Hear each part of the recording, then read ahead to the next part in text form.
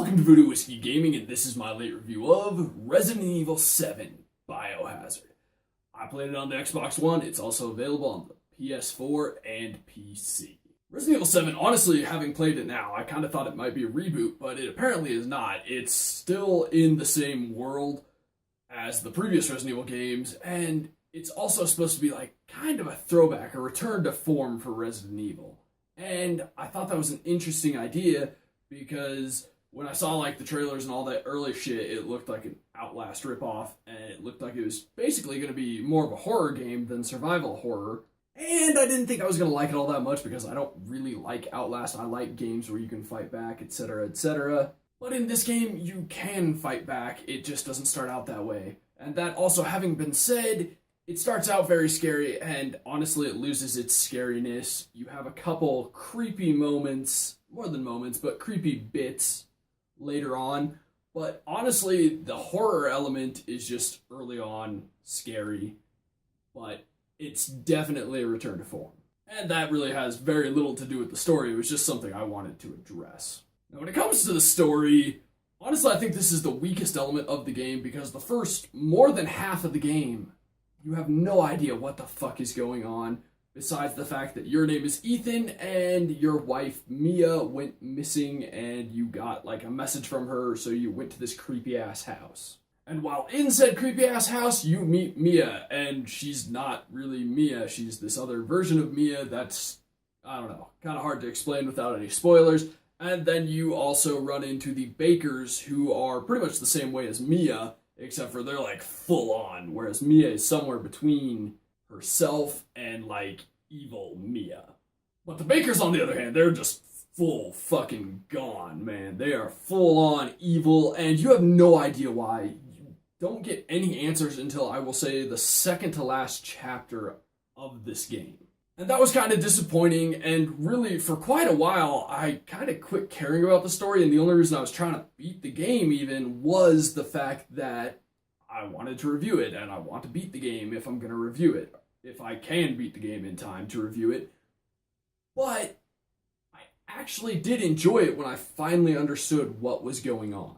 Now, when it comes to the audio is actually fantastic in this game. From the voiceover work to the sound effects, it is magnificent. And honestly, I generally don't put audio on a pedestal, but in Resident Evil 7, it's one of the things that gets you creeped out and keeps you a little on edge throughout your playthrough, even when the game itself is not full-on scary anymore and just has some startling moments.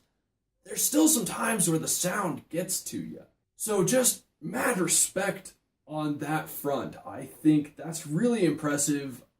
I really never thought I'd put audio where I'm putting it in this game, but it's absolutely a key element in this game. It doesn't just enhance the experience, it is a huge part of the experience. Now, when it comes to the gameplay, it's first person, and that's obviously not actually brand new for the Resident Evil franchise. There have been a couple spin-off games that have gone first person in the past, but what is interesting is that this is a return to like the Resident Evil 1, Resident Evil 2 kind of experience.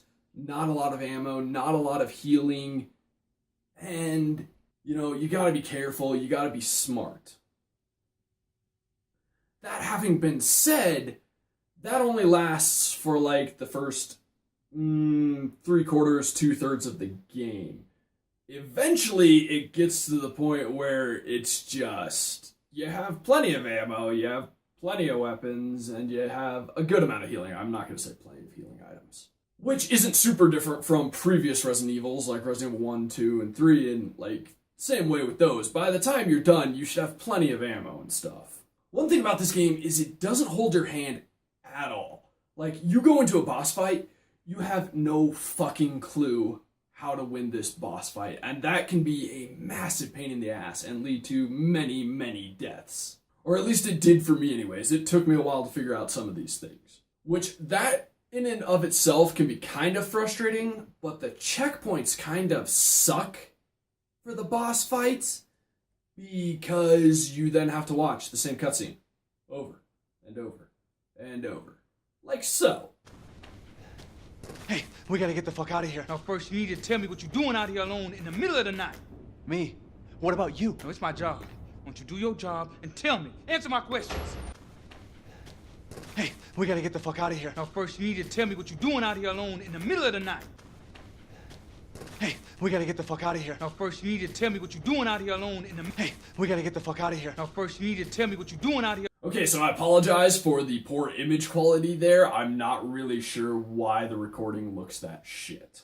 In the whole vibe of the Resident Evil throwback, this game 100% has all the ridiculous fucking door locks and keys and puzzles from the old Resident Evil. I'd say like Resident Evil 4 and before. Like, all that puzzly, weird door lock goodness is back, which I actually enjoyed. It's kind of a pain if you're not used to it, but I like it. But like I said, the game kind of just becomes more action-y, there's a lot more shooting, and you run into some new, interesting monsters besides the Bakers. When it comes to the controls are actually, they're pretty good. There's things that are a little weird, like Ethan seems highly proficient with firearms, but has no ability to dodge attacks whatsoever. That's a little weird. He moves a little slow and unsure, which makes sense in the situation he is in, because, well, crazy people trying to murder him that seem fairly resistant to bullets and shit. But the shooting controls work well, the movement is very responsive, I didn't have any issues with the controls, I actually felt like the game worked incredibly well. Lastly, the graphics. It's a very good looking game. The detail in your character's hands, and hands in general, is very on point, and I point that out because, well, it's surprising to me that they put that much detail into that. But then when the enemies get like crazy up close to the camera and they're like in your goddamn face, there's not a ton of detail there. Like, some of their faces look incredibly smooth, like a fucking like sheet of paper. Like, I mean, obviously you can see the eyes and stuff and the hair and blah blah blah, but like there's no skin texture, or at least it doesn't appear to have any skin texture. Whereas like you're looking at your character's hand and like the wound on his arm, and it is, like, intensely detailed. But visually, overall, it's a very good-looking game. The environments look fantastic. They really look amazing. The detail in the weapons and just the monsters, etc. It's there. It's great. It's just weird that when you're up close and personal with some of the enemies, they have very minimal detail in their face. Specifically, the Baker family and, like, Mia. It's not super scary, which I actually liked, because I feel like to have tried to make it scary all the way through, they would have had to change things that are like core to Resident Evil and tried to make it a game that it's just not.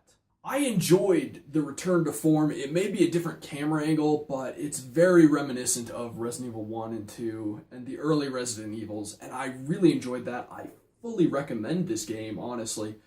I'm surprised to be saying that. I wasn't sure that I would be when I went into playing this game, but fully recommend. It's worth every penny, brand new, doesn't matter. Okay, so in the comments below, why don't you tell me if you've been playing Resident Evil since the beginning? What's your first Resident Evil game? Let's go with that. As always, thanks for watching, and if you enjoyed the video, please hit that like button, and if you like what I'm doing in general, share, subscribe. Have a good one. Hey, we gotta get the fuck out of here. Hey, we gotta get the fuck out of here.